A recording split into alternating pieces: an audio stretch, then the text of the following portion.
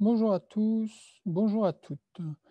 Je m'appelle Xavier et je suis professeur de mathématiques à l'université de Toulouse et mon travail consiste à enseigner, à faire de la recherche sur les mathématiques. Et aujourd'hui, je vais vous parler de liens qui existent entre les mathématiques et la nature. Assez souvent, on pense que les mathématiques sont une invention de l'être humain qui existe dans notre esprit, mais il faut bien réaliser que les mathématiques prennent leurs racines dans les choses que nous observons autour de nous, à savoir à commencer par la nature.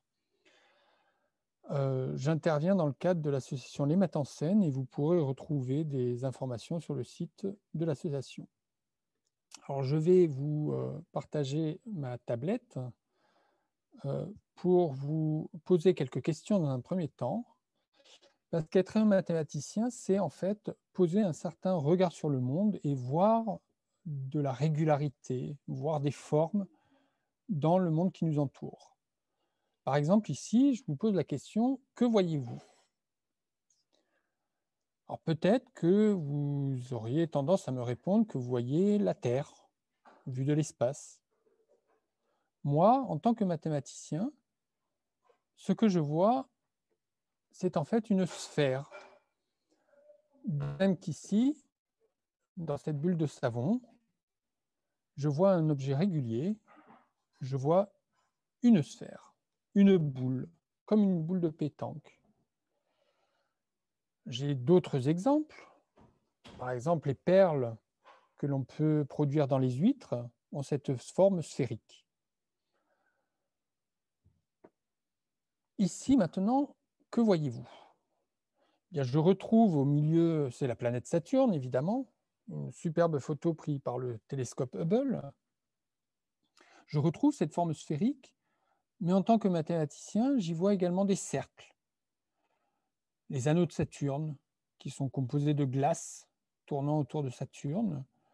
Et si j'y reporte un regard mathématique, je vais dire que je vois des cercles. Des cercles, j'en trouve ailleurs. J'en trouve, par exemple, à la surface de l'eau. Quand une goutte d'eau tombe sur un lac, eh bien, nous allons voir des cercles se dessiner et se propager, des vagues. Donc le mathématicien a cette particularité de voir des formes géométriques dans le monde qui l'entoure. Faire des mathématiques, ce n'est pas uniquement faire des calculs, c'est aussi voir des formes. Moi, j'aime bien dire que je porte un regard, je mets mes lunettes de mathématicien et je reporte un regard géométrique sur le monde. Alors, on va continuer un peu l'excursion pour regarder différents objets, et puis je vais vous laisser à chaque fois un petit peu de temps pour vous demander quelle forme vous y voyez. Si vous prenez votre regard de mathématicien, qu'est-ce que vous observez dans ce fruit? Ce fruit est un cornulier du Japon. Et j'aimerais bien que vous posiez la question, quelles sont les formes que vous voyez dans ce cornulier? Évidemment, on peut regarder ce cornulier avec d'autres regards que le mathématicien. On peut y voir de la couleur, une superbe couleur rose. Mais si je suis mathématicien, j'aurais tendance à dire que je vois une grosse boule d'abord, comme les sphères de tout à l'heure, comme les planètes de tout à l'heure. Je retrouve cette forme sphérique. Et puis, je vais vous dessiner un petit peu sur la figure, parce que j'y vois aussi une forme géométrique un peu particulière, une forme régulière qui a 6 côtés. Hein, si je compte bien, j'en suis à 4 côtés, 5 côtés et 6 côtés. Alors, je ne sais pas si certains d'entre vous, je ne sais pas, côté interlocuteur, quel âge vous avez, mais peut-être êtes-vous à l'école primaire et que vous avez déjà vu ces objets, ces figures géométriques qu'on appelle des polygones. Ici, un polygone à 6 côtés, ça s'appelle un hexagone.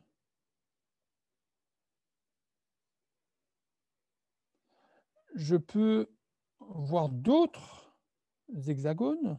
Si je vais voir la figure qui est juste à côté, que je vais dessiner en bleu, j'ai également 1, 2, 3, 4, 5, 6 côtés. J'ai un deuxième hexagone. On dirait bien que ce cornouiller du Japon, qui n'a pas été fabriqué par les hommes, nous parle un langage mathématique. Il est constitué d'hexagones. Ici, je retrouve un autre hexagone. 1, 2, 3, 4, 5, 6 côtés. Est-ce que ça vous fait penser à un autre objet que vous retrouvez dans votre vie quotidienne? Vous le reconnaissez? Le ballon de foot. Un ballon de foot, lui aussi, est constitué d'hexagones avec 1, 2, 3, 4, 5, 6 côtés. Et puis un hexagone ici, 1, 2, 3, 4, 5, 6 côtés. Tiens, c'est bizarre, il n'y a pas que des hexagones. Si vous regardez au milieu, la figure du milieu, elle, n'en a que 5 des côtés. Eh bien, c'est un théorème de mathématiques que si vous voulez reconstituer une sphère en collant ensemble des pièces de cuir, des morceaux, des polygones en cuir, vous ne pourrez pas utiliser que des hexagones. Si vous utilisez que des hexagones, vous pourrez juste reconstituer une forme à plat et vous ne pouvez jamais refermer une boule. En fait, les mathématiciens ont prouvé qu'il fallait forcément avoir 12 pentagones. Les pentagones, ce sont ces figures à 5 côtés, si vous voulez pouvoir refermer un ballon. Mais alors, le cornouiller, comment fait-il? Eh bien, il doit avoir lui aussi des pentagones. Et si on regarde bien, on va voir ici une figure avec 1, 2, 3, 4, 5 côtés. Donc ce cornouiller, il fait comme les ballons de foot, il a des pentagones. Et si on comptait le nombre de pentagones, on en trouvera certainement 12. Voilà ce que c'est porter un regard particulier sur le monde naturel, de voir que la nature nous parle aussi dans un monde, dans un langage géométrique. Alors ça doit bien se produire ailleurs. Ici, que voyez-vous? Alors, je ne sais pas si vous avez reconnu, il s'agit d'une ruche. Au milieu, vous avez une abeille. Et puis, autour de cette abeille, vous avez des petites alvéoles. Et ces alvéoles, comme tout à l'heure, elles ont 6 côtés. Alors ici, comme la ruche est à plat, eh ben, on va pouvoir avoir que des alvéoles. 1, 2, 3, 4, 5, à 6 côtés. Que des alvéoles hexagonales, des hexagones qui ont 6 côtés. 1, 2, 3, 4, 5, 6. Et comme là, on n'a pas besoin de refermer le ballon, on peut faire ce qu'on appelle, ce que les mathématiciens vont appeler un pavage hexagonal. Des pavages, pourquoi ça s'appelle des pavés? Parce que vous en retrouvez des pavages dans les maisons. À Toulouse, on retrouve ces formes de pavage hexagonal avec 6 côtés. Évidemment, on a d'autres pavages. Parfois, on trouve des pavages par des triangles. Le plus commun, le plus fréquent, c'est des pavages par des carrés. Eh bien, les mathématiciens qui aiment bien démontrer les choses ont observé que si j'essaye de paver une pièce avec des pavés réguliers, régulier, ça veut dire que chaque pavé a le même nombre de côtés, que chaque côté a la même longueur et que à chaque sommet du pavé, l'angle sera le même. Ici, j'ai un carré. Les 4 côtés du carré ont la même longueur. Et à chaque sommet, je dois faire un quart de tour.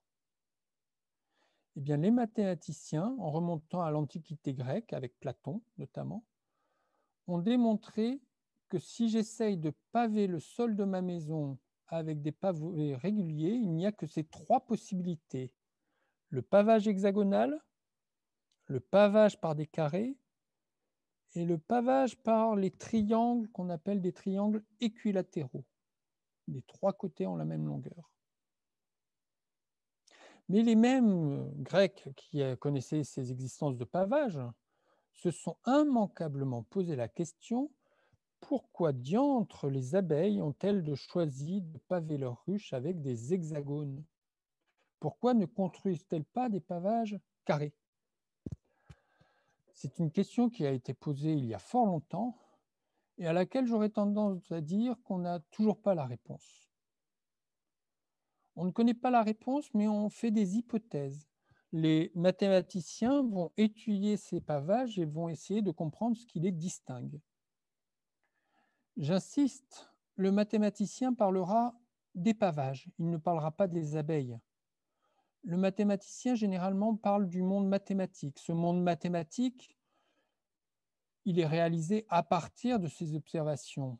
Il a tendance à s'inspirer du réel, mais c'est un réel modélisé, c'est un réel simplifié. Et donc, il faut faire attention que le mathématicien peut faire des hypothèses, peut essayer d'expliquer des choses, mais ça sera peut-être aux biologistes de vérifier les hypothèses du mathématicien pour voir si elles sont raisonnables.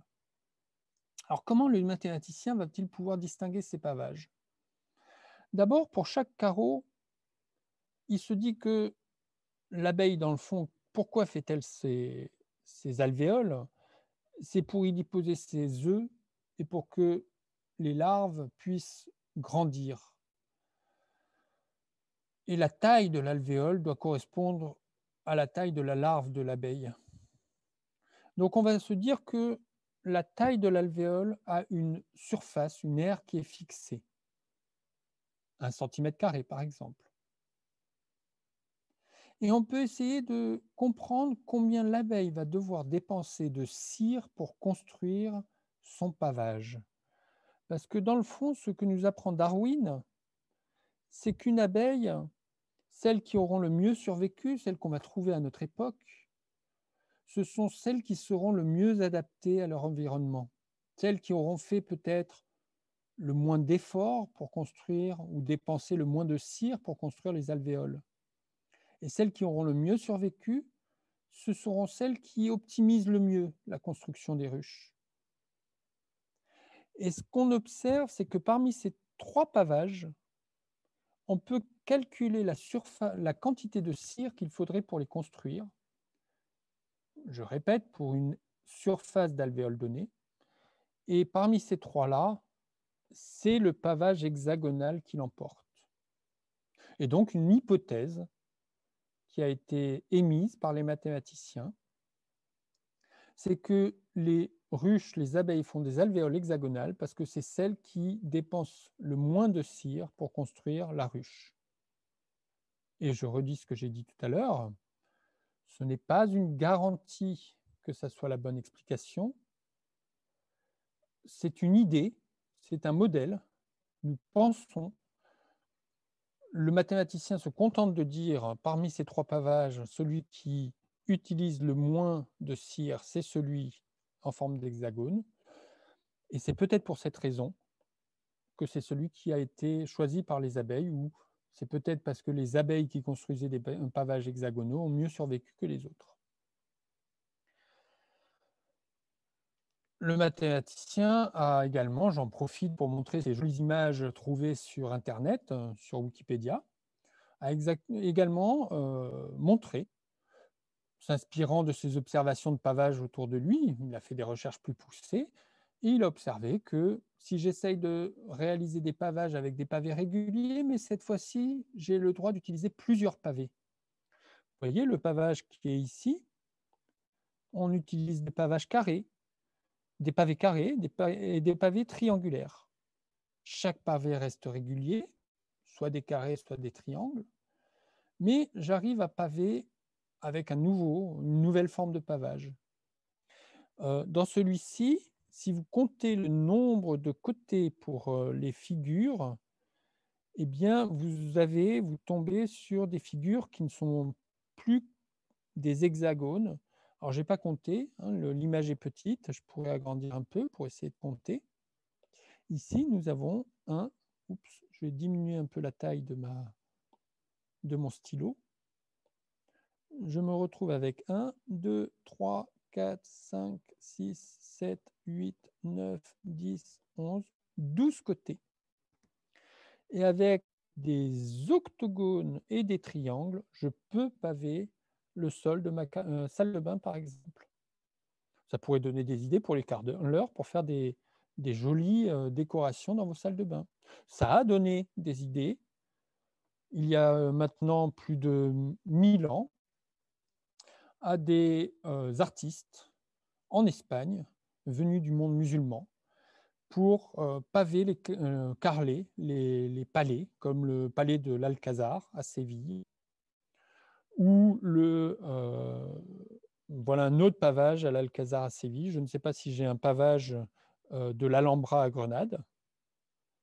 Voilà, j'ai un pavage de l'Alhambra à Grenade et les mathématiciens ayant, trouvé une grande quantité de pavages différents se sont amusés à décorer les murs des palais avec ces pavages. Donc en partant de l'observation de la nature, ça peut donner bien des idées pour décorer, pour inventer, pour faire de l'art en fait. Et maintenant, que voyez-vous ici? Alors il s'agit à nouveau d'une photo prise avec le télescope Hubble. Et que pourrait voir un mathématicien? Un mathématicien comme moi pourrait voir par exemple une forme de spirale. Si j'essaye de voir ici la forme de cette galaxie, ben, je vais y trouver des spirales. Je ne sais pas si vous savez tous ce que c'est une spirale, c'est une courbe et qui tourne un peu comme un cercle, mais quand je fais un tour complet, elle ne se referme pas sur elle-même, elle s'agrandit. En même temps que je tourne, la spirale s'agrandit. Voilà un autre exemple où moi, mathématicien, je vois des spirales. Est-ce que vous les voyez, les spirales? C'est une pomme de pin, bien entendu. Vous pouvez en trouver dans votre jardin. Et je ne sais pas si tout le monde y voit les spirales. Alors, je vais essayer de les dessiner. Vous voyez, si je suis les écailles de la pomme de pin, moi, je vois une première spirale ici. Je vais la noter numéro 1. Parce que vous avez compris, j'aime bien regarder les formes, mais en tant que mathématicien, j'aime bien compter aussi. J'ai compté tout à l'heure le nombre de côtés sur mes hexagones et mes pentagones. Et puis là, je vais compter le nombre de spirales. J'en ai une deuxième, troisième spirale, quatrième spirale, cinquième, sixième, septième, une huitième, une neuvième. Alors, où est-ce qu'elle est? J'ai une neuvième spirale, une dixième, onzième, douzième et une 13e spirale. Je vais me le noter dans un coin, j'ai trouvé 13 spirales. Mais si vous regardez bien cette pomme de pin, je pourrais m'amuser à tourner dans l'autre sens. Pour l'instant, j'ai regardé les spirales qui tournaient dans ce sens. Je prétends que je vois d'autres spirales en cherchant bien. Je vois ici une spirale qui tourne dans l'autre sens. Une deuxième, une troisième, une quatrième, une cinquième, une sixième, une septième et une huitième. Je vois 8 spirales. Ah ah. Et je prétends que si vous allez chercher des pommes de pin dans votre jardin et que vous commencez à compter les spirales, vous allez toujours trouver 8 ou 13 spirales. Parfois, il vous arrivera de trouver 5 spirales. Mais ça ne concerne pas que les pommes de pin. Ça concerne aussi les tournesols. Ici, si je regarde ce tournesol, cette fleur de tournesol, bien à l'intérieur, je vois aussi des spirales. Vous voyez une spirale ici? Une première, deuxième, troisième, quatrième, cinquième, sixième, 7, 8, 9, 10, 11. Il y en a beaucoup plus. 12, 13, 14, 15, 16, 17, 18, 19, 20, 21, 22, 23, 24, 25, 26, 27, 28, 29, 30, 31, 32, 33, 34. Ah, tout à l'heure, je vous avais dit 5, 8, 13, et là, je vous dis 34. Eh bien, il y a un mathématicien italien, Léonard de Pise, qui a remarqué que cette suite de nombres, cette succession de nombres n'est pas n'importe laquelle. Si je pars de 1 et 1 et que j'ajoute ces deux nombres, 1 plus 1, ça me fait 2. Puis maintenant, je vais prendre les deux nombres que j'avais et je vais regarder et je vais commencer à les ajouter. 1 plus 2, ça me fait 3. 2 plus 3, vous voyez, à chaque fois, je prends les deux derniers nombres que j'ai trouvés. 2 plus 3, ça me fait 5. Tiens, je trouve mon premier 5. Et puis 3 plus 5, 3 plus 5, ça me fera 8. Et puis 5 plus 8, ça me fera 13. Et 8 plus 13, ça me fera 21. Et ensuite, 13, 21, j'ai dit. 13 plus 21, ça me fera 34. Et si je commençais à compter les spirales dans l'autre sens, alors il ne faut pas que je me trompe, dans quel sens je les ai comptées, je les ai là. Donc je vais regarder dans ce sens-là. Et si je vais commencer à compter les spirales dans cet autre sens, 1, 2, 3, 4, 5, 6, 7, 8, 9, 10, 11, 12, 13, 14, 15, 16, 17, 18, 19, 20, 21. Je trouve mes 21 spirales. Léonard de Pise a vu des mathématiques dans les fleurs de tournesol et dans les pommes de pin avec cette suite. Et donc là, à nouveau, le mathématicien a essayé de comprendre pourquoi les fleurs, les pommes de pin, les choses qui poussent avec des spirales, on allait toujours trouver ces nombres, ces quantités particulières qui apparaissent. Voir des mathématiques dans les objets de la nature. Alors, comme j'ai envie de garder un petit peu de temps pour une activité, à la fin, je vais accélérer un tout petit peu. Vous voyez, je peux construire une spirale en prenant deux carrés que je mets côte à côte. Et puis, sur ces deux carrés, je vais construire un carré qui vient épouser le bord, donc qui sera de longueur 2. Et puis ici, sur les deux côtés, j'ai un côté de longueur 2 et un côté de longueur 1. Je vais faire un carré de côté de longueur 3. Puis c'est un carré de longueur 5. Puis 8 plus 13. Et je retrouve ma suite de Fibonacci. Et je vais pouvoir construire ma spirale. Et puis on peut superposer, si vous avez l'occasion de prendre des coquillages, de prendre une photo de coquillage et d'essayer de la superposer, vous verrez que la forme de cette spirale épouse très bien la forme de cette spirale. La spirale du coquillage épouse très bien la forme de cette spirale de la suite de Fibonacci. Alors maintenant, que voyez-vous ici? Ça va être ma petite activité pour terminer cet atelier. Est-ce que vous savez ce que c'est déjà? Ce que l'on voit ici? Alors, ce que l'on voit ici, ce sont des flocons de neige. Saviez-vous que les flocons de neige, ça ressemble à ça? Donc les flocons de neige, c'est des petites gouttelettes d'eau qui sont tombées dans l'atmosphère et puis il faisait tellement froid qu'elles se sont transformées en cristaux de glace. Et les cristaux, ça a des propriétés très particulières qu'aiment bien les mathématiciens. Ça a ce qu'on appelle des symétries. Si je m'imagine ici placer un miroir, ce que je vais voir d'un côté, c'est exactement le miroir, le reflet de ce que je vois de l'autre côté. Mais je peux placer mon miroir ici, je peux le placer ici, je peux le placer à la verticale. Donc, je vois qu'on a 3 axes de symétrie. Puis, en fait, on en a un peu plus que 3. On peut prendre un axe de symétrie à l'horizontale ici. Et puis, par ici ou par là, et j'ai 3 axes de symétrie supplémentaires. J'ai ce qu'on appelle 6 axes de symétrie. D'ailleurs, on le voit bien ici à gauche. on retrouve le même hexagone qu'on avait déjà rencontré avec ses 6 côtés. La nature, visiblement, aime bien le nombre 6. Alors, ce que je vous propose, c'est de, si vous avez l'occasion, hein, c'est de découper des petits flocons de neige avec une feuille de papier. Alors, je vais arrêter de partager mon écran et puis je vais revenir sur mon image. Voilà, vous pouvez prendre une feuille de papier, on peut s'amuser à essayer de faire des dessins de flocons de neige. Donc, comment on s'y prend?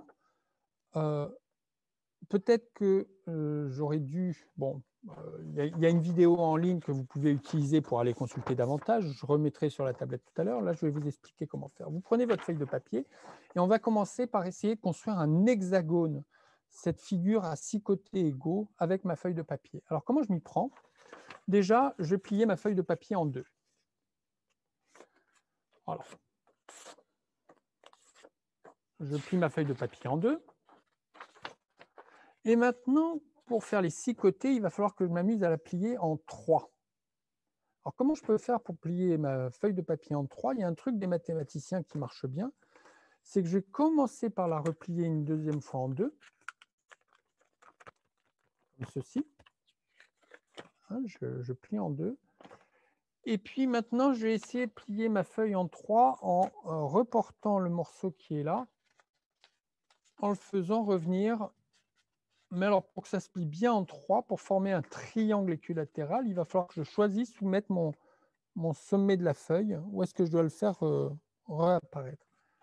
Alors, pour bien savoir où le placer, ben, je prends ma feuille de papier, je la plie à nouveau en 2, donc au final, je l'aurais pliée en 4, comme ceci. Je marque le pli. Et quand je vais essayer de plier ma feuille de papier en 3, je vais venir superposer la pointe qui est ici, doit bien être au milieu de la feuille, et l'autre pointe doit venir se placer bien sur le pli qui est ici, comme ceci.